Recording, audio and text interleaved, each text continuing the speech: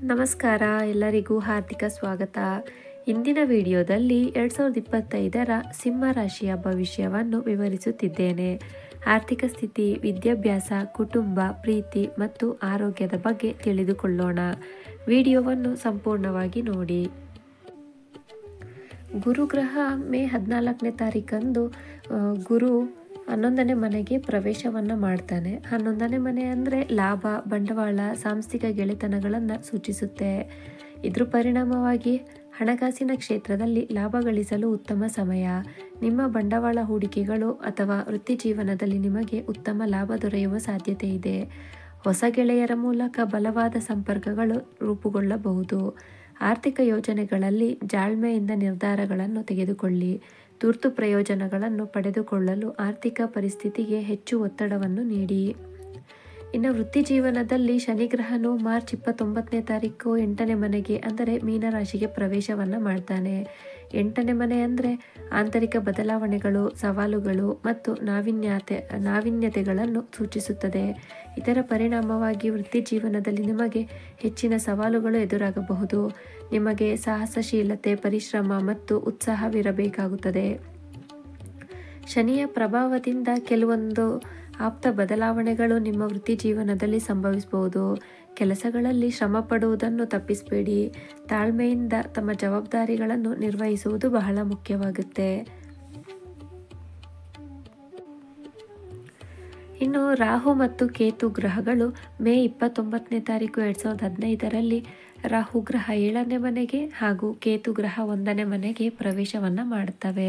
7ನೇ ಮನೆ ಅಂದರೆ ದಾಂಪತ್ಯ ಜೀವನ, ವ್ಯವಹಾರ, ಸಂಬಂಧಗಳು ಮತ್ತು ಸಂಗಾತಿಗಳನ್ನು ಸೂಚಿಸುತ್ತದೆ. 1ನೇ ಮನೆ ಅಂದರೆ ವ್ಯಕ್ತಿತ್ವ, ಆರೋಗ್ಯ ಮತ್ತು ಜಾಗೃತಿಯನ್ನು ಸೂಚಿಸುತ್ತದೆ.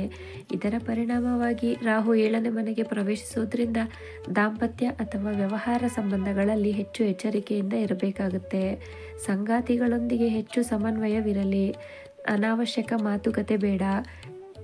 ಕೇತು ಗ್ರಹ 1ನೇ ಮನೆಯಲ್ಲಿರೋದ್ರಿಂದ ನೀವು ನಿಮ್ಮ ಸ್ವಂತ ಬದಲಾವಣೆಗಳು ಮತ್ತು ಆಂತರಿಕ ಬದಲಾವಣೆಗಳ ಕಡೆಗೆ ಹೆಚ್ಚು ಒತ್ತು ನೀಡ್ತೀರಿ.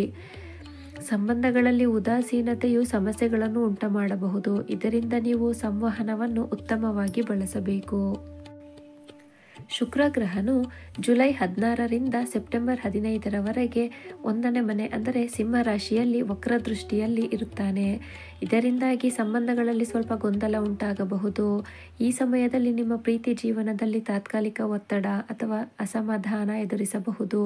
ಆದರೆ ಈ ಸಂದರ್ಭವು ಆಧ್ಯಾತ್ಮಿಕ ಬೆಳವಣಿಗೆಯನ್ನು ಹೆಚ್ಚಿಸಲು ಮತ್ತು ಸಂಬಂಧವನ್ನು ಪುನಃ ದೃಢೀಕರಿಸಲು ಸಹಾಯ ಮಾಡಬಹುದು. ಸಂಬಂಧಗಳಲ್ಲಿ ಅತ್ಯಂತ ತಾಳ್ಮೆ ಮತ್ತು ಒಗ್ಗಟ್ಟನ್ನು ಕಾಪಾಡಿಕೊಳ್ಳಲು ಪ್ರಯತ್ನಿಸಬೇಕಾಗುತ್ತೆ. ಪ್ರೀತಿಯಲ್ಲಿ ಬಲವಂತವಾಗಿ ಯಾವುದೇ ನಿರ್ಧಾರವನ್ನು ತೆಗೆದುಕೊಳ್ಳಬೇಡಿ. ಆರೋಗ್ಯ ವಿಷಯದಲ್ಲಿ ಮಂಗಳ ಗ್ರಹನು ಏಪ್ರಿಲ್ 3ರಲ್ಲಿ ಪ್ರವೇಶವನ್ನು ಮಾಡ್ತಾನೆ. ಮಂಗಳ ಗ್ರಹ 12ನೇ ಮನೆಗೆ ಪ್ರವೇಶ ಮಾಡ್ತಾನೆ. 12ನೇ ಮನೆ ಅಂದರೆ ಹೊರ ಹೋಗುವಿಕೆ, ಖರ್ಚಾಗೋದು, ಆರೋಗ್ಯದಲ್ಲಿ ಅಸ್ವಸ್ಥವಾಗೋದು ಸೂಚಿಸುತ್ತೆ. ಇದರ ಪರಿಣಾಮ ನಿಮ್ಮ ಶರೀರದ ಆರೋಗ್ಯದ ಮೇಲೆ ಹೆಚ್ಚಿನ ಒತ್ತಡ ಉಂಟಾಗಬಹುದು. ಆರೋಗ್ಯದ ಸಮಸ್ಯೆಗಳು, ವಿಶೇಷವಾಗಿ ಮನುಷ್ಯನ ಉಸಿರಾಟ ಅಥವಾ ಮಾನಸಿಕ ಒತ್ತಡದ ಬಗ್ಗೆ ಎಚ್ಚರ ವಹಿಸಬೇಕಾಗುತ್ತೆ. ಸಮರ್ಪಕವಾಗಿ ವಿಶ್ರಾಂತಿ ಬೇಕಾಗುತ್ತೆ. ಸಮತೋಲನವಾದ ಆಹಾರ, ಜೀವನ ಶೈಲಿ ನೀವು ಅನುಸರಿಸಬೇಕಾಗೋದು ತುಂಬ ಮುಖ್ಯ. ಯೋಗ ಮತ್ತು ಧ್ಯಾನ ರೂಢಿಸಿಕೊಳ್ಳುವುದು ಸಹಾಯಕವಾಗುತ್ತೆ.